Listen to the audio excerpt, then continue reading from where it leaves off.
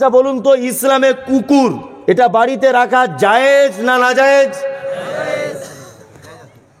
ভালো করে বুঝে উত্তর দেন। আমি বলছি কুকুর বাড়িতে রাখা জায়েজ না নাজায়েজ? নাজায়েজ। কেউ কোনো কথা বলিয়েন না, আমি সব বলবো জায়েজ না জায়েজ। বাড়িতে কুকুর রাখা নাজায়েজ। নবীজি বলেছেন কেউ যদি ঢং করে তার বাড়িতে যদি কুকুর রাখে, প্রত্যেক দিন সকালবেলা তার আমলনামা থেকে 2টি উহুদ পাহাড়ের সমান নেকিকে মাইনাস করে দেওয়া হবে। কিন্তু কেউ যদি প্রশিক্ষণ প্রাপ্ত কুকুর, ট্রেনিং প্রাপ্ত কুকুর, যে মালিকের মাল বুঝে আর অন্যর মাল কোনটা এটা যে বুঝে, আল্লাহ নবী সাল্লাল্লাহু আলাইহি ওয়াসাল্লাম বলেছেন তোমার বাড়ির ছাগল গরু চৌকি দেওয়ার জন্য এই কুকুর প্রতিপালন তুমি করতে পারো, ইসলাম তোমাকে পারমিশন দিচ্ছে। তার মানে বোঝা যায় নবীজি শিক্ষিত কুকুরকে পর্যন্ত বাড়িতে রাখার পারমিশন দিয়েছেন। কত বড় কথা, এটা বুঝতে পারছেন আপনি? হ্যাঁ, একটা কুকুর ইসলামে পোষা নিষেধ। 2টি উহুদ পাহাড় সমান নেকি ধরে নিতে পারেন, 2 কেরাত মানে নেকি মাইনাস করে দেওয়া হবে। তারপরেও নবীজি বলছেন যদি কেউ বাড়িতে শিক্ষিত কুকুর রাখতে পারে, তার মানে নবীজি শিক্ষিত কুকুরকে পর্যন্ত উঁচু স্থানে তুলে দিয়েছেন। মানুষ তো দূরের কথা। চলুন এবার আর একটু এগিয়ে যাই আপনাকে। নবীজি কি বলছেন? নবীজি বলছেন মান সালাকা তারিকান ইয়ালতামিসু ফীহি ইলমান সাকালাল্লাহু লাহু বিহি তারিকান ইলাল জান্নাত। কোন মানুষ যদি দ্বীনের জ্ঞান অর্জন করার জন্য যদি বাড়ি থেকে বার হয়, আল্লাহ তার রাস্তা প্রশস্ত করে দেন। এক পর্যায়ে এমন প্রশস্ত করেন যে তার রাস্তাকে জান্নাত পর্যন্ত পৌঁছে দেন এবং জান্নাতের রাস্তা প্রশস্ত করে দেন। অবশ্যই এটা আপনার কাছে বিনীত অনুরোধ। আমি কিছুদিন আগে মক্কায় গিয়েছিলাম, সোশ্যাল মিডিয়াতে হয়তো দেখেছেন। মক্কাতে মানুষের এত উন্নতি, মদিনাতে এত উন্নতি, এক কথায় টোটাল আরবে এত উন্নতি কেন, আমি 2টো জিনিস উপলব্ধি করতে পেরেছি ওখানে গিয়ে। 2টো জিনিস। একটা ইমিগ্রেশনে একজন অফিসার বসে আছেন, পাসপোর্টগুলো চেক করছেন। ভোর তখন 4টে বাজে, আমি দুবাই নেমেছি এয়ারপোর্টে। তা একজন অফিসার পাসপোর্ট চেক করছে, এদিকে দেখছি সূরা রহমানটা তেলাওয়াত করছে বসে বসে। রাস্তাঘাটে আমাদের বাচ্চারা ফ্রি ফায়ার খেলছে অটোমেটিক মোবাইলে। আর ওখানে গিয়ে দেখলাম যে যেখানে সেখানে মানুষ রাস্তাঘাটের সব জায়গাতে দেখছি কোরআন মাজিদ হাতে নিয়ে তেলাওয়াত করছে।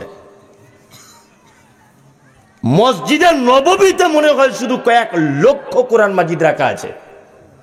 আপনারা তো মনে হয় যারা গেছেন দেখেছেন। গোটা আরব দেশে যত মসজিদে নামাজ পড়লাম, সমস্ত মসজিদে দেখছি বড় বড় থাম্বা, চারিদিকে ডিজাইন করা, শুধু কোরআন মাজিদ রাখা আছে। মানুষ কোরআন মাজিদ পড়তে ব্যস্ত। 2,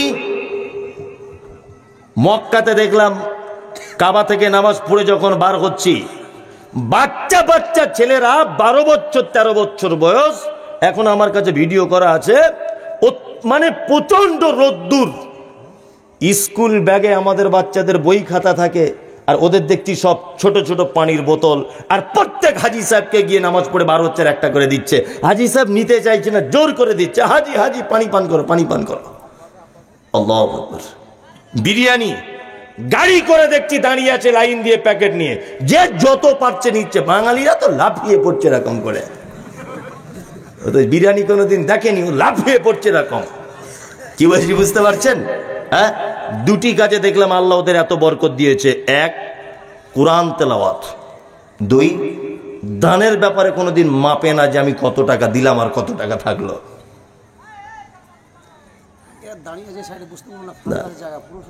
ওরা তো ডিস্টার্ব করছে না, থাক, দাঁড়িয়ে থাক। ওদের যদি ওটা ভালো হয় আমার অসুবিধা কোথায়, তাই না? হ্যাঁ, যারা দাঁড়িয়ে আছেন থাকুন, আপনাদের যদি অসুবিধা না হয় আমার কোনো অসুবিধা নেই। তাহলে যে কথা বলছিলাম, এইবার আপনাকে একটা কথা বলছি, এক শিক্ষিত মানুষদের মর্যাদা কেমন, আপনাকে এবার একটা আশ্চর্য ঘটনা শোনাই। এটা আপনারা জানেন, যারা জেনারেল শিক্ষিত মানুষ আছেন, যে এই আফ্রিকাকে বলা হয় দুর্ভিক্ষের মহাদেশ, তাই তো? এই দেশে একটা শহর আছে, শহরটার নাম হচ্ছে হাবাসা, বর্তমানে যার নাম হচ্ছে ইথিওপিয়া। ইথিওপিয়া যার নাম। এই ইথিওপিয়াতে একটা লোক জন্মগ্রহণ করেছিলেন, তার নাম হচ্ছে লোকমান। নাম কি? লোকমান, যাকে আমরা লোকমান হাকিম বলে জানি। এই লোকমান হাকিম নবী ছিলেন না, রসুলও ছিলেন না, কিছুই ছিলেন না, কিন্তু তিনি ছিলেন হাকিম, প্রজ্ঞাময়, অর্থাৎ খুব জ্ঞানী, খুব শিক্ষিত, খুব শিক্ষিত। দেখতে কেমন ছিল? না, দেখতে ছিল সাইজ মোটামুটি ভালো। আফ্রিকার মানুষ মানে ঠোঁটগুলো নিচের দিকে ঝোলা, মাথার চুলগুলো পাখির বাসার মতো কালো, কুচকুচ কুচকুচ কুচকুচ কুচকুচ করে আফ্রিকার মানুষ। আল্লাহ সুবহানাহু ওয়া তাআলা লোকমান হাকিমের জ্ঞানটাকে এত প্রাধান্য দিলেন যে ওই লোকটার নাম টেনে এনে কোরআন মাজিদে পরিপূর্ণ একটা সূরার নামকরণ করে দিলেন। তার মানে বোঝা যায় আমি কোন বংশের, এই জন্য আমার কোনো মর্যাদা নেই। আমি লম্বা না বেটে, এর কারণে আমার এক্সট্রা কোনো মর্যাদা নেই। আমি দেখতে খারাপ না ভালো, এই কারণে একটা মানুষের মর্যাদা নেই। লোকমান হাকিম ঠোঁটগুলো তার চওড়া, দেখতে কালো কুচকুচে, একেবারে খারাপ, মাথার চুল পাখির বাসার মতো, কিন্তু আল্লাহ সুবহানাহু ওয়া তাআলা তার জ্ঞানকে এত বেশি প্রাধান্য দিয়েছেন যে ওর নাম দিয়ে কোরআন মাজিদে একটা সূরা অবতীর্ণ করে দিয়েছেন। লোকমান হাকিম কোন কেমন জ্ঞানী ছিলেন? লোকমান হাকিম একটা লোকের কাছে কাজ করতেন, তা সেই লোকটা বলছে, লোকমান, ওই লোকমান, আজকে বাড়িতে রান্না হয়েছে কি? তা লোকমান বলছে, আজকে একটা বকরি রান্না হয়েছে। বলছে তাই? বলছে হ্যাঁ। বলছে বকরির শরীরের ভিতরে সব থেকে যেটা খারাপ জিনিস ওটা আমাকে দাও, খাবো আমি। লোকমান হৃৎপিণ্ড আর জিভটাকে বার করে সেই মালিকের পাতে দিলেন, তিনি খাচ্ছেন আর বলছেন, লোকমান, তাহলে বকরির দেহের ভিতরে এই দুটো সব থেকে খারাপ জিনিস? বলছে হ্যাঁ। আরো কিছুদিন পার হলো, লোকমানকে জিজ্ঞাসা করা হচ্ছে, লোকমান, আজকে বাড়িতে কি কি রান্না হলো? তখন লোকমান বলছে, আজকে বকরি কাটা হয়েছে। বলছে আজকে বকরির শরীরের সব থেকে উৎকৃষ্ট জিনিস, অর্থাৎ সব থেকে ভালো জিনিস দুটো অঙ্গ আমাকে দাও, আমি আজকে খাবো। লোকমান হাকিম সেই দিনও দিলেন জিভ আর হৃৎপিণ্ড। তখন মালিক বলছে, আগের দিনে নিকৃষ্ট জিনিস এই দুটো দিলে, আজকে উৎকৃষ্ট জিনিস এই দুটো দিলে? তখন লোকমান বলছেন যে কোনো মানুষের দেহে যদি দুটি জিনিস সুস্থ থাকে তাহলে সে খুব দামি মানুষ এবং সুস্থ মানুষ, আর এই দুটো জিনিস যদি তার খারাপ থাকে তাহলে আল্লাহর তৈরি করা জাহান্নামে তার স্থান হবে। লোকমান হাকিম বলছেন সেই দুটো জিনিস হচ্ছে এই, এক হচ্ছে জিভ, একটা হচ্ছে হৃৎপিণ্ড। দেখুন সারা পৃথিবীতে যত বিপর্যয়, সারা পৃথিবীতে যত খুনোখুনি, মারামারি, হাঙ্গা দাঙ্গা, সব কিন্তু হয়েছে প্রথম জবান দিয়ে। জবান দিয়ে নয়। আমি রাস্তা দিয়ে যাচ্ছিলাম, আপনিও যাচ্ছেন, তা যেতে যেতে আমি আপনাকে বলছি, এই শালা তোর বাড়ি কোথায়? এই চাওয়ালা, চা দিতে হবে না। আমি যদি বলি এই শালা তোর বাড়ি কোথায়, তাহলে বলুন তো ওই লোকটা আমাকে মারবে কি মারবে না? মারবে। তাহলে এই যে শালা শব্দটা বললাম, সর্বপ্রথম ব্যবহার হলো কি? জিভ, জিহ্বা, তাই না? তাহলে এই জিহ্বা যদি কারোর ভালো থাকে তাহলে ভেবে নিতে হবে সে সমাজ শান্তিতে থাকবে। মানে একটা মানুষের সব থেকে খারাপ জিনিস দেহের ভিতরে কি? এইটা। ভালো জিনিস এইটা, তাই তো?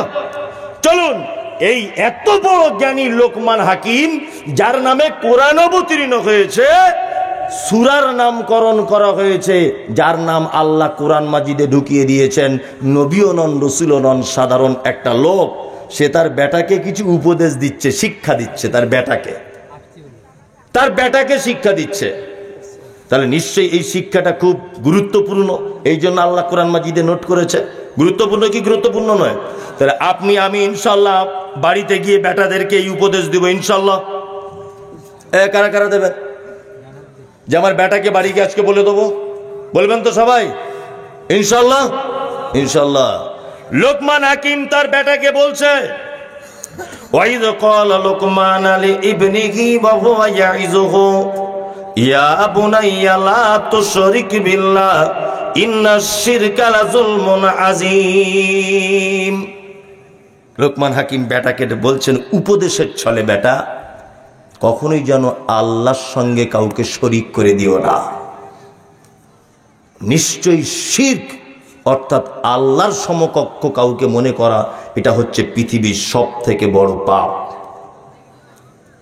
তাহলে আপনার বেটাকে আজকে বাড়ি গিয়ে কথা বলে দিবেন যে বেটা যা কিছু করবে করো, কখনোই যেন শিরক করে দিও না। শিরক পৃথিবীর একটা ভয়ঙ্কর পাপ। কি বলছি বুঝতে পারছেন? শিরক ভয়ঙ্কর পাপ। শিরকের বাংলা মানে কি? শিরকের বাংলা মানে হচ্ছে আল্লাহর যে ক্ষমতা আছে, এই ক্ষমতা পৃথিবীর অন্য কারো আছে এটা মনে করা শিরক। রুজি কার দায়িত্বে? আল্লাহর। ছেলে মেয়ে হয় না, এ দায়িত্ব কার? আল্লাহর।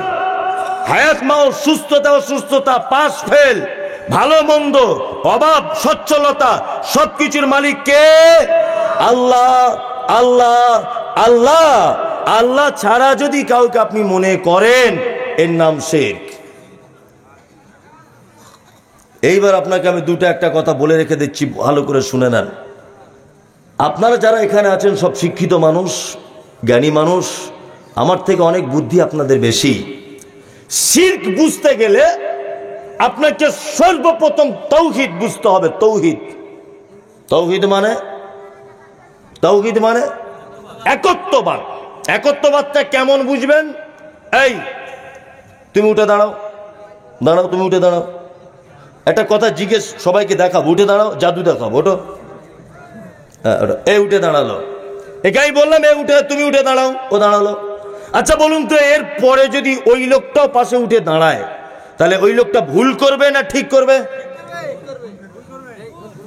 বুঝে উত্তর দেন।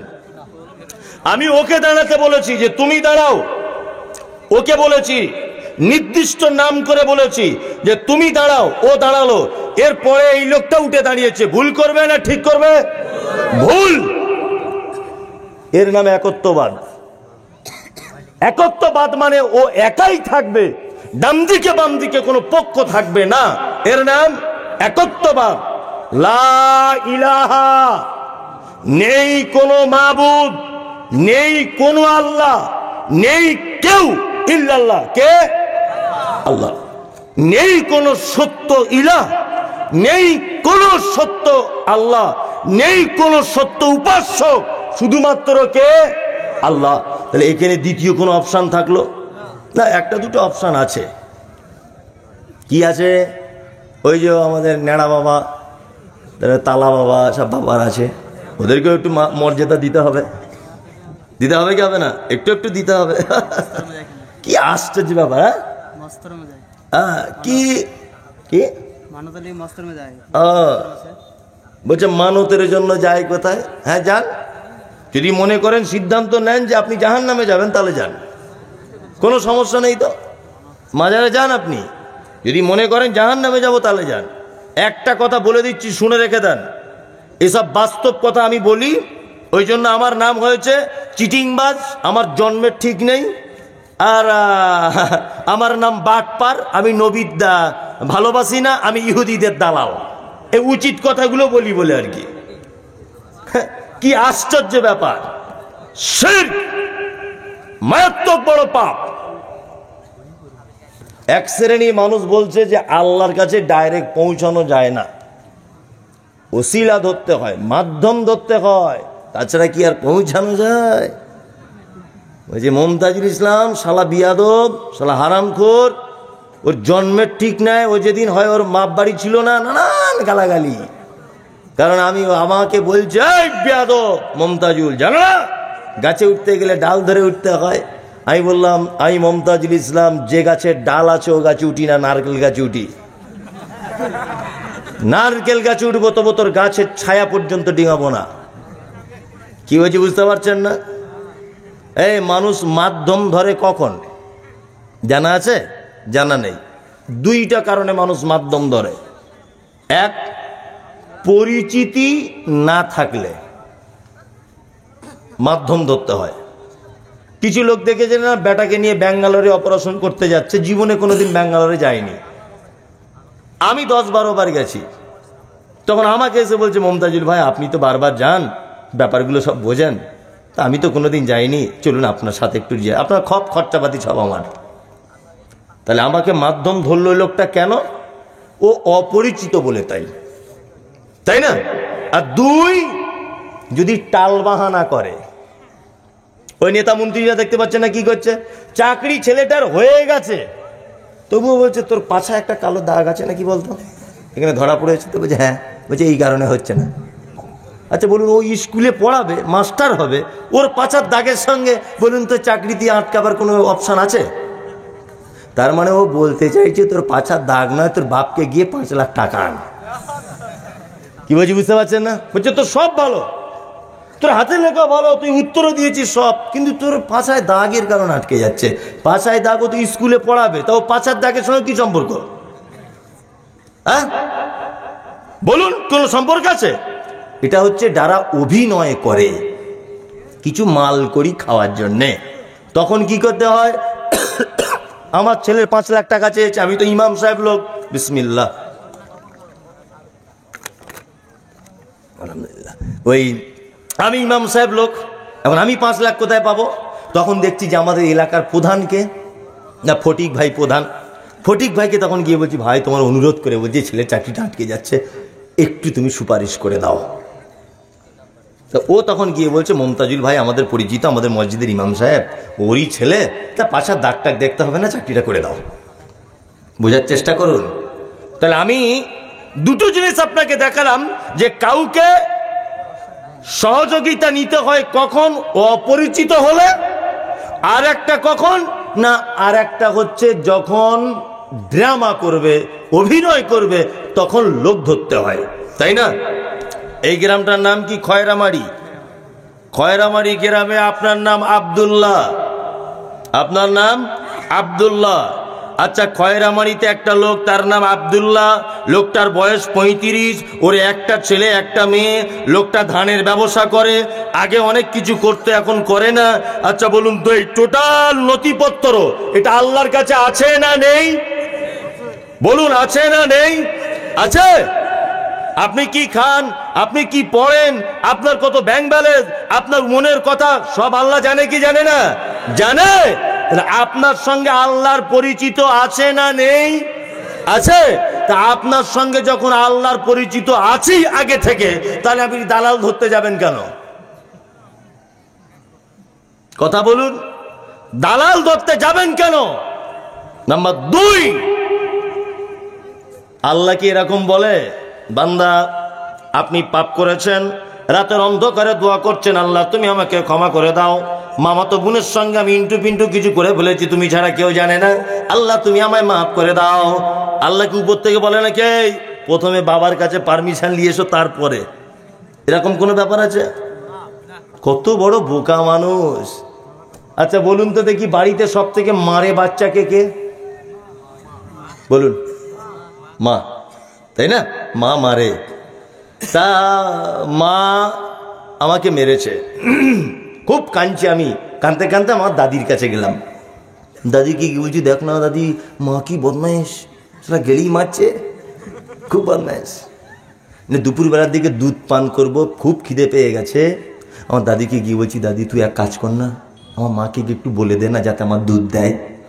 আচ্ছা বলুন তো, কোনো মা যদি অরিজিনাল মা হয়, আর তার দাদি গিয়ে যদি বলে, বৌমা আহা ছেলেটাকে একটু দুধ দাও গো, খুব ক্ষুদে পেয়েছে ছেলেটার, বলুন তো অরিজিনাল মা যদি হয়, কষ্ট পাবে কি পাবে না? পাবে। মা বেটাকে গলা জড়িয়ে ধরে বলবে, বেটা একটুখানি মারলাম বলে তুই তো দাদির মাধ্যমে আমার কাছে এলি, হ্যাঁ তোকে আমি কম ভালোবাসি পাগল? তা আল্লাহর 99টা মা তার থেকে বেশি, মায়ের সমপরিমাণ ভালোবাসার থেকেও একটা বান্দাকে বেশি ভালোবাসে। মাঝে সাঝে একটু জ্বর হয়, মাঝে সাঝে একটু সর্দি কাশি হয়, মাঝে সাঝে একটু বিপদ আপদ হয়, তাই বলে তুমি মাজারে চলে যাবে? আল্লাহকে বাদ দিয়ে তুমি অন্য জায়গায় চলে যাবে? শিরক মারাত্মক বড় পাপ। যখন ডাক্তারবাবু বাচ্চাকে ইঞ্জেকশন দেয় তখন বাচ্চা কি বলে, শালা ডাক্তার কত বদমাইশ, দেখ না এলেই ইঞ্জেকশন ঢুকিয়ে দিচ্ছে। বলবে কি বলবে না? বলবে। এখন মা যদি বলে, ডাক্তার সত্যি আপনি খুব বদমাইশ লোক, আপনি আমার বাচ্চাটাকে ইঞ্জেকশন দিলেন কেন? বলুন তো, মা ভালো না খারাপ? মা বাচ্চার ভালো চাইলো না খারাপ চাইলো? খারাপ চাইলো। অরিজিনাল মা হলে এ কথা বলবে। কি বলবে? প্রয়োজন ইঞ্জেকশন দেন, অসুস্থ হবে। যখন হেলমেট ছাড়া গাড়ি চালাচ্ছেন, পুলিশ ধরেছে, 500 টাকা ফাইন করে দিয়েছে, তো সাইডে দাঁড়িয়ে দাঁড়িয়ে গাল দিচ্ছে। কোন মায়ের যে সন্তান, একে যদি একা একা পাই না শেষ করে দিব গেলাম, বলছে না 500 টাকা নিয়ে নিল।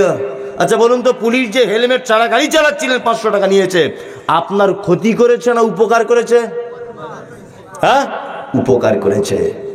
হয়তো ক্ষণিকের জন্য হয়তো ভাবছেন যে আমার 500 টাকা চলে গেল, কিন্তু অ্যাক্সিডেন্ট হলে আপনার অবস্থাটা কি হতো? মাথাটা একদম সিঙ্গাড়ার মতো হয়ে যেত, তাই না? তাহলে আপনার উপকার করেছে পুলিশ। কখনো মাঝে সাঝে যখন দেখবেন বড় বিপদ হচ্ছে, তখন ভাববেন বড় প্রাইজ রয়েছে উপরে। যেমন পরীক্ষা তেমন প্রাইজ। কি বলছি বুঝতে পারছেন না? হ্যাঁ, MBBS ডাক্তার পরীক্ষা দিচ্ছে, পাশ করলেই 800 টাকা ফি রুগী দেখবে। কেউ মাধ্যমিকে দিচ্ছে, ওর থেকে কম পরীক্ষা, ওর থেকে হালকা, তাই না? মাধ্যমিকে যে ও পাশ করে বসে আছে, ও টোটো চালাবে, টোটো চালাবে। তাহলে পরীক্ষা যার যত কঠিন হবে, তার ফলাফল তত কি ভালো হবে। এখানে জ্বর হচ্ছে, 3 বছর বিছানায় পড়ে আছেন, 4 বছর বিছানায় পড়ে আছে, এটা যদি আল্লাহর তরফ থেকে আপনার পরীক্ষা যদি হয়, তাহলে মাথায় রাখবেন যে এর ফলাফল, রেজাল্ট অনেক ভালো রয়েছে আপনার কাছে। পৃথিবীর কারো দরবারে দ্বারস্থ হয়ে কোনো লাভ নেই। পৃথিবীর সমান আপনার পাপ। কার কাছে ক্ষমা চাইবেন? আল্লাহর কাছে। আল্লাহ তুমি ক্ষমা করে দাও, তুমি ক্ষমা করতে ভালোবাসো। ইনশাআল্লাহ আমরা শিরক করব না, ইনশাআল্লাহ। ইনশাআল্লাহ শিরক, এই যে লাল সুতো কালো সুতো,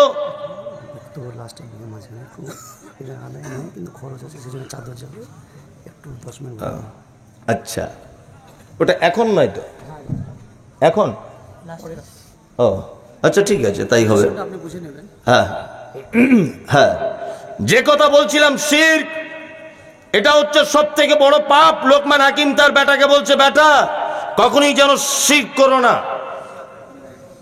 এবার আপনাকে একটা কথা বলছি, আল্লাহ ছাড়া পৃথিবীতে কেউ রুজি বাড়াতে পারে কমাতে পারে, কোন জিনিস রুজি বাড়াতে পারে কমাতে পারে, কোন জিনিস একদিন মৃত্যু এদিক ওদিক করে দিতে পারে, এই বিশ্বাস আজও আমাদের দেশের মাটিতে আছে না নেই?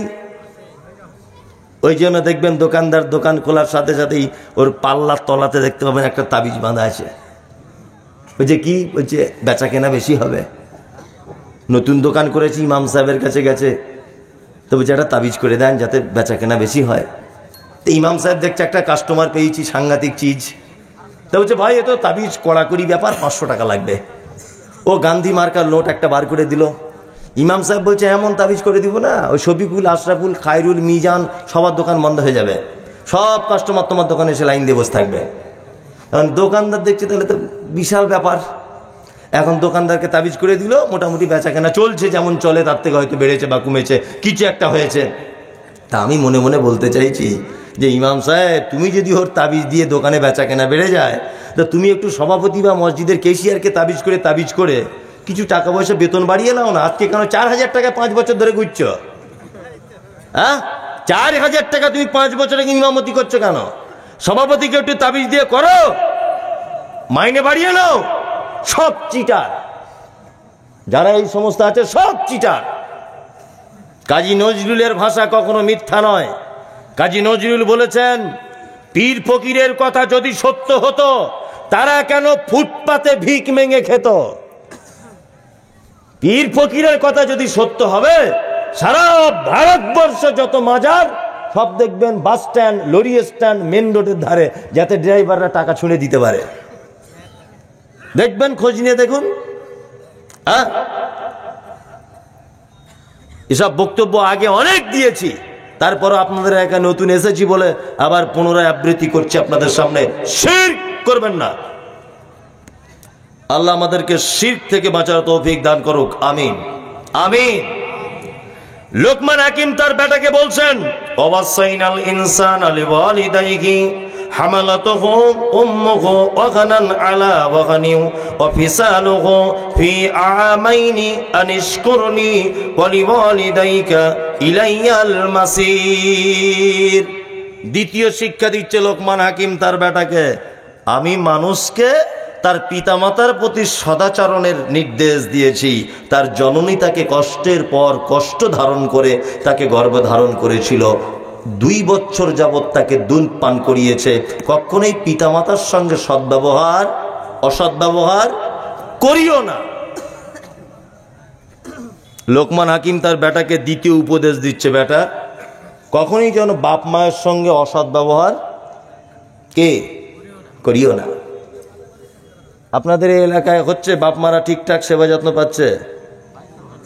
ভাই আলহামদুলিল্লাহ আলহামদুলিল্লাহ পায়। তবে এ তো যে বলছে পায় এ তো ইয়াং ছেলে। কি বলছি বুঝতে পারছেন না? বুড়া মানুষদেরকে গোপনে জিজ্ঞেস করতে হবে, কেমন আছো চাচা, কেমন চলছে? আর বলো না, লজ্জায় কাউকে বলতে পারি না, ভালো ঘরের লোক আমরা। দেখবেন গোপনে জিজ্ঞাসা করে সাংঘাতিক বিপদে আছে লোকটা। আরো বিপদে কে আছে জানেন? যার বয়স হয়ে গেছে, স্ত্রী মারা গেছে, এর থেকে বিপদে আর পৃথিবীতে দ্বিতীয় কেউ নেই। ওই যে কি জ্বালা যন্ত্রণা আছে আল্লাহ ছাড়া কেউ জানে না। 4 বউ 4 রত্ন। কি বলছি বুঝতে পারছেন না? 4টে বৌমা 4টে রত্ন। পিতামাতার সঙ্গে সদ্ব্যবহার করবেন। আল্লাহু আকবার। পিতামাতার ব্যাপারে বলতে গিয়ে আমি এই কথাগুলো বললে আমার চোখ দিয়ে পানি চলে আসে। পিতামাতার ব্যাপারে বলতে গিয়ে আল্লাহ কোরআন মাজিদে একটা এত আশ্চর্য কথা বলেছেন যা আপনি মনে এর আগে কোনোদিন শুনেছেন কি বলতে পারবো না। তবে আজকে আপনাদের সামনে বলছি পিতামাতার মর্যাদাটা কতটা। প্রথমে বলে রাখছি, 1, পিতামাতার পায়ের তলায় জান্নাত না, ভুল হয়েছে। মায়ের পায়ের তলাতে জান্নাত, পিতার পায়ের তলায় জান্নাত নেই। আমরা পিতা শব্দটা অতি ভালোবেসে ব্যবহার করি, কিন্তু হাদিসে যে শব্দটা এসেছে, এই তো সাহেব বসে আছে, মায়ের পায়ের তলাতে জান্নাত, পিতা মাতার নয়, মা। এর বিকল্প কোনো শব্দ নেই। আছে? মানুষ যখন খুব তৃপ্তি পায়, একটা মাংস রান্না আপনাকে দেওয়া হয়েছে, খাচ্ছেন, তখন কি বলেন? আহ কি স্বাদ, বলেন না? তা মা শব্দের ভিতরে দেখুন একটু শব্দটা আছে না, মানে তৃপ্তিকর। এর বিকল্প কিছু নেই। আল্লাহু আকবার। আজকে আমাদের পিতামাতারা কি অবস্থায় আছে, কি অবস্থাতে ভাত খাচ্ছে। 4 বেটা বলছে পালি সিস্টেমে খাওয়ার সিস্টেম। আপনাদের দিকে আছে এরকম? ওই ছোট বেটার বাড়ি 4 দিন, বড় বেটার বাড়ি 4 দিন, মেজর বাড়ি 4 দিন, আর ওই ছোটর বাড়ি 4 দিন। মানে মনে হচ্ছে ওর বাপ ইমাম সাহেব আর ওর মা মুয়াজ্জিন মসজিদের।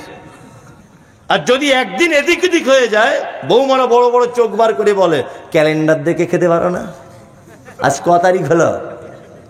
আবার কেউ কেউ বলছে, এই তো দাদুকে বল আমাদের তরকারি কি খুব মজা। এই ঘটনা ঘটে কি ঘটে না? ঘটে। আপনাকে এবার একটা সমীক্ষা দিচ্ছি, ভালো করে শুনুন। আপনার 4 বেটা, 4 জনা দিল্লিতে কাজ করতে গেছে, দিল্লিতে কাজ করতে গেছে। ঈদের 1 সপ্তাহ আগে বাড়ি আসবে বেটাগুলো, ঈদের 1 সপ্তাহ আগে বেটাগুলো বাড়ি আসবে। স্ত্রীকে ফোন করে বলছে, হ্যালো নাসিমা? তো বলছে হ্যাঁ। বলছে তোমার জন্য কিছু নিয়ে যেতে হবে, আমি তো মঙ্গলবারে গাড়িতে উঠবো, এই ঈদের দিনে বাড়ি যাব ঈদ করতে। তা বলছে আমার জন্য একটা জামদানি শাড়ি, মেয়ের জন্য 2টো প্যারালাল, ছেলের জন্য 2টো জিন্স প্যান্ট, আর আমার বোনের জন্য 2টো চুড়িদারের পিস, মানে শাড়ির জন্যে। লোকটা দিল্লির কোনো এক দোকানে কেনাকাটা করছে। স্ত্রী আবার ফোন করে বলছে, হ্যালো এ শোনো, কালারটা কিন্তু কাঁচা হলুদ কালার নেবে। ছেলের কোমরের সাইজ জানো তো 32, মেয়ের ঝুলটা জানো তো এত। আর ভুলে যেও না আমার বোনের জন্য দুটো নিও কিন্তু। সব কেনাকাটা রেডি তোমার? তাড়াতাড়ি করো, ট্রেন মিস হয়ে যাবে তো। দিল্লি থেকে তখন ও বলছে তোমাদের সবার জন্য কেনাকাটা রেডি, শুধু আব্বার জন্য একটা লুঙ্গি নিচ্ছি আর মায়ের জন্য একটা শাড়ি। তখন ওর স্ত্রী খয়েরামারি থেকে বলছে কেন? তোমার তিনটা আরো ভাই আছে, তারা দিতে পারে না, তোমার কি প্রতি বছর দিতে হবে? বাড়ি চলে আসো। তোমার বোনেরা চোখে দেখতে পায় না? ও বাড়ি চলে এলো। 4 ভাইয়ের একই অবস্থা। ঈদের দিন সকাল হলো, মসজিদের মাইকে তাকবীর হচ্ছে, আল্লাহু আকবার, আল্লাহু আকবার, লা ইলাহা ইল্লাল্লাহ, আল্লাহু আকবার, আল্লাহু আকবার, ওয়ালিল্লাহিল হামদ। তাকবীর হয় না? হচ্ছে। সবাই নতুন জামা পরে ঈদগাহে চলে যাচ্ছে। তোমার আব্বার 90 বছর বয়স। সবাই ঈদগাহে চলে গেছে। তোমার মা তখন, তোমাদের সবার 2 তলা বাড়ি, সিঁড়ি দিয়ে উঠতে পারে না তোমার মা। 4 ভাই যুক্তি করে তোমার মাকে মশারি টাঙিয়ে তোমাদের সিঁড়ির ঘরের তলাতে রেখে দিয়েছে। তোমার মায়ের বয়স 85 বছর, উঠতে পারে না। তোমার মা কাঁপা কাঁপা গলাতে তোমার আব্বাকে বলছে, সাইফুলের আব্বা, আজকে ঈদের দিন তুমি তাও এখনো ঘরে বসে আছো? 90 বছরের তোমার আব্বা সেদিন বলছে তোমার মাকে যে আমি তো চোখে কম দেখি, কোন পাঞ্জাবিটা পরবো বুঝতে পারছি না। গত বছরকার তোমার বোনেদের দেওয়া একটা পাঞ্জাবি আলমারিতে ভরা ছিল। তোমার মা হিচড়ে কুচড়ে উঠে আস্তে আস্তে করে পাঞ্জাবিটা বার করে দিয়ে বলছে তুমি যাও। কোন রকম গোসল করে তোমার আব্বা মসজিদের ঈদগাহ পর্যন্ত পৌঁছালো। নামাজ শেষ হয়ে গেছে, তোমার আব্বা বাড়ি চলে আসছে আস্তে আস্তে করে, তোমাদের মেন গেটের সামনে বসে আছে। 4 ভাইয়ের বাড়িতেই লোক কুটুম ভর্তি। ঈদের দিন দুপুর 2টো পর্যন্ত তোমার আব্বা গেটে বসে আছে। একটা বৌমা 2 পিস মাংস আর একটা পরোটা দিয়ে বলল না যে আব্বা তুমি এটা খাও। তোমার মা আজকে তো রানীর বেশে সিংহাসনে বসে থাকার কথা। 4 জন জওয়ানি বউ বাড়িতে রয়েছে, 4 বেটা রয়েছে। তোমার মা সেই পেচ্ছাপ করেছে কাঁথাতে, সে মশারির ভিতরে আজও পর্যন্ত শুয়ে আছে। ঈদের দিনে গোসলও করা হলো না। কেন? আচ্ছা তোমার মায়ের এই অবস্থা কেন? কেন? হ্যাঁ, তোমার মা হচ্ছে পৃথিবীর সবথেকে অপরাধিনী মহিলা, তোমার আব্বা হচ্ছে পৃথিবীর সবথেকে খারাপ লোক। তোমার মায়ের অপরাধ কি একটা একটা করে বলি? তোমার মায়ের অপরাধটা কি একটা একটা করে বলি? তোমার মায়ের জীবনের প্রথম অপরাধ হলো এটা যে তোমার মা খয়রামারির এত পর্দাশীল মহিলা, খয়রামারির এত নম্র ভদ্র মহিলা, এত পর্দাশীল মহিলা, জীবনে কোনো পরপুরুষ তোমার মায়ের মুখ দেখেনি। তোমার মা পুরুষ মানুষ দেখলে ঘুমটা দিয়ে লজ্জা করে ঘরের ভিতর ঢুকে যেত। কিন্তু তোমার মা তোমার মতো বদমাইশ বেটাকে জন্ম দিতে গিয়ে পরপুরুষের সামনে, হসপিটালে ডাক্তার বাবুর সামনে শাড়ি ব্লাউজ খুলে উলঙ্গ হয়ে পড়েছিল। তোমার মা বলেছিল ডাক্তার বাবু আমার বাচ্চাকে একটু বাঁচান। তোমার মা লজ্জাস্থান দেখিয়েছিল পরপুরুষের সামনে তোমার মতো বদমাইশ ছেলেকে জন্ম দিতে জন্য। তোমার মায়ের দ্বিতীয় অপরাধ কি জানো? তোমার মায়ের দ্বিতীয় অপরাধ, তোমার মা জীবনে কোনোদিন ভয়ে ইনজেকশন নিতে পারত না। সূচ দেখলে তোমার মা লাফালাফি করত। কিন্তু তোমার মা যখন তোমাকে জন্ম দেবার জন্য হসপিটালে ঢুকেছে, ডাক্তার বাবু চেক আপ করে বলছে তোমার বাচ্চা সোজাসুজি থাকার কথা, বাচ্চাটা আড়াআড়ি লেগে গেছে, মনে হয় বাচ্চাটা বাঁচবে না। তোমার মা সেদিন ডাক্তারের পায়ে জড়িয়ে ধরে বলেছিল ডাক্তার বাবু যদি ধারালো কোনো ছুরি কাঁচি থাকে আপনি আমার পেট কেটে আমার বাচ্চাকে বার করুন, আমি তার মুখ দেখলে অন্তত পক্ষে আমি যদি পৃথিবী থেকে চলেও যাই আমার সব স্বাদ পূর্ণ হয়ে যাবে। এটা তোমার মায়ের দ্বিতীয় বড় অপরাধ যে তোমার মতো বেটাকে জন্ম দিতে গিয়ে এক দিকটা পেট ধারালো ছুরি দিয়ে ডাক্তার বাবুরা ক্যাচ ক্যাচ করে কেটে দিয়েছিল, সেই ব্যথার অনুভব করে 90 বছর বয়সে মশারির ভিতরে শুয়ে। এটা তোমার মায়ের দ্বিতীয় বড় অপরাধ। তোমার মায়ের 3 নম্বরের বড় অপরাধ না, তোমরা 4 ভাই। তোমার আব্বার অবস্থা খুব খারাপ ছিল, 500 গ্রাম মাংস বাজার থেকে কিনে আনত। তোমার মা রান্না করত, 3 ভাই খেয়ে নিয়েছে, তোমার আব্বা খেয়ে নিয়েছে। তোমার মা নিজের ভাগটা না খেয়ে 2 পিস মাংস হাঁড়ির এক সাইডে রেখে দিয়ে তুমি বাড়ি এসেছো আর তোমার পাতে দিয়ে দিয়েছে। তুমি জিজ্ঞাসা করে বলেছো, মা তুমি খেয়েছো? তোমার মা বলছে, আরে বেটা বলিস না, গত 2 দিন আগে গোস্ত খেয়ে পেটে গন্ডগোল করছিল, ওই জন্য আর খাচ্ছি না। আদেও কিছুই নয়, তোমার শর্ট পড়ে যাবে বলে তোমার মা খায়নি, এর নাম তোমার মা। তোমার মা মানে হচ্ছে এই, তোমার মায়ের মাথার চুল কালো কুচকুচে হাঁটু পর্যন্ত দুলতো, পাড়ার মেয়েরা তোমার মায়ের মাথার চুল দেখতে আসতো। তোমার মায়ের অপরাধ হচ্ছে এই, তোমার মতো বেটাকে জন্ম দিতে গিয়ে হসপিটালের বেডে তোমার মায়ের কুচকুচে কালো চুলগুলো লাল রক্তে জমাট বেঁধে গিয়েছিল তোমার পৃথিবীতে আলো দেখানোর জন্যে। তোমার মা মানে, চিকিৎসা বিজ্ঞানীরা বলেছে, একজন মা তার বাচ্চাকে প্রতিদিন 8 বার দুধ পান করায়, একবারে 250 গ্রাম করে দুধ পান করাতে হয়। কোরআনের ভাষা 2 বছর দুধ পান করাতে হয়। 50 টাকা যদি দুধের কেজি হয়, তাহলে তোমার মা তোমার দুধ পান করেছো তুমি তোমার মায়ের 90,000 টাকার, তোমার মায়ের 90,000 টাকার দুধ পান করেছো তুমি। এটা তোমার মায়ের জীবনের আরো একটা বড় ভুল। তোমার মায়ের জীবনের আরো কত ভুল বলবো। তোমার নানির বাড়ি যাবে তোমার মা, তোমাকে নিয়ে বাসে উঠেছে, তোমার বয়স তখন 1 বছর থেকে 1.5 বছর। বাসে তোমার মা সিটে বসেছে, তোমার মায়ের চেহারা, তোমার মায়ের বয়স তখন 25, 26, 27 বছর, অপরূপা চরমা সুন্দরী তোমার মা। দেখে কে? হাঁসের ডিমের মতো তোমার মায়ের হাত পা চোখ মুখ ফর্সা, ধপ ধপ ধপ ধপ করছে। বাসের সিটে বসেছে, তুমি সেদিন কেঁদে কেঁদে বলেছিলে, মা একটু দুধ দাও না। তোমার মা খয়রামারির পর্দাশীল মেয়ে লজ্জা করে বলছে, আব্বু কেমন করে দুধ দেবো তোকে? বাসের ভিতরে সব যুবক ছেলেরা আছে, পরপুরুষেরা আছে, কি করে এটা সম্ভব দুধ দেব? তুমি যখন বারবার মায়ের আঁচল ধরে টানা হেঁচড়া করছো, তোমার মা তখন আস্তে আস্তে করে বুকের ব্লাউজটা খুলে দুধের বোঁটাটা তোমার মুখে দিয়ে বাসের ভিতরে অজস্র পরপুরুষের সামনে একদিকে তোমাকে আগলি আছে, একদিকে পিঠের মাথার কাপড়গুলো সব ঠিক করছে। এটা হচ্ছে তোমার মা।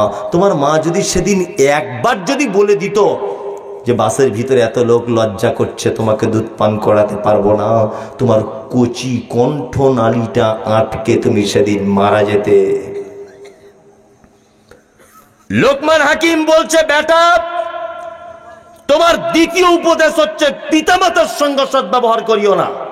আল্লাহ বলছেন, ইয়াসালুনাকা মাযা ইউনফিকুন কুল মা আনফাকতুম মিন খাইরিন ফালিল ওয়ালিদাইন ওয়াল আকরাবিন ওয়াল ইয়াতামা ওয়াল মাসাকিন ওয়া বনিস সাবিল ওয়া মা তাফআলু মিন খাইরিন ফাইন্নাল্লাহা বিহি আলিম। নবীজিকে জিজ্ঞাসা করা হচ্ছে, নবী আপনি বলুন, সারা পৃথিবীতে আমরা যত টাকা পয়সা ক্ষয় করি বা যত খরচা করার জায়গা, উত্তম খরচা করার জায়গা কোনটা? নবীজি বলছেন, আল্লাহ বলে দিচ্ছেন নবীকে, আপনি প্রশ্নকারীদের উত্তর দেন, কুল আপনি বলুন, মা আনফাকতুম মিন খাইরিন ফালিল ওয়ালিদাইন। পৃথিবীতে খরচা করার উত্তম জায়গা, সন্তান তার আব্বা মায়ের জন্য যে টাকা পয়সাটা খরচা করে, এটা হচ্ছে পৃথিবীর উত্তম খরচা। কিছু বুঝলেন? জলসা থেকে যাবার সময়তে আপনার মায়ের জন্য একটা ওড়না কিনে নিয়ে বাড়ি যান, ওড়না কিনে নিয়ে বাড়ি যান। দাম কত? 200 টাকা। ওই 200 টাকা আপনি জলসাতে দান করুন, 200টা নেকি হবে। আর আপনার মায়ের জন্য যদি একটা ওড়না কিনে নিয়ে এখন যদি আপনি চলে যান, ধরে নেন এখন 2 কোটিও নেকি হতে পারে, 2 লক্ষ হতে পারে, 200 কোটিও হতে পারে। কে দিবে নেকি? আল্লাহ। কখনোই এদের সঙ্গে অসৎ ব্যবহার করবেন না। পৃথিবীতে যদি ভালো থাকতে চান, পিতামাতার সঙ্গে অসৎ ব্যবহার করিয়েন না। অনেক বুড়ো মানুষের কাছে তো গল্প শুনতে পাই, একদমই খারাপ ব্যবহার করিয়েন না। যদি রুজি বাড়াতে চান, রুজি যদি মনে করেন আমি ধনী হব, এই আশা যদি আপনার থাকে, আপনার কাছে অনুরোধ যে আপনি বাজারের সব থেকে সেরা ফল, বাজারের সব থেকে সেরা কাপড় আপনি আপনার মায়ের জন্য এনে দেন, আপনার রুজি বাড়তেই থাকবে, বাড়তেই থাকবে, বাড়তেই থাকবে। আপনার স্ত্রীকেও ভালোবাসুন সাথে সাথে, তবে দুটো ভালোবাসা এক জায়গায় করে দেবেন না। ওর কথা শুনে মাকে কষ্ট দিতে যাবেন না, বিনিময়ে জাহান্নাম। আল্লাহ পিতামাতার ব্যাপারে বলতে গিয়ে এমন একটা শব্দ ব্যবহার করেছেন যা পৃথিবীর অন্য কোনো পাপ বা নেকির ব্যাপারে শব্দ ব্যবহার করা হয়নি। আল্লাহ বলেছেন উফিউ আলা তানহারহুমা ওয়া কুল লাহুমা কাওলান কারীমা।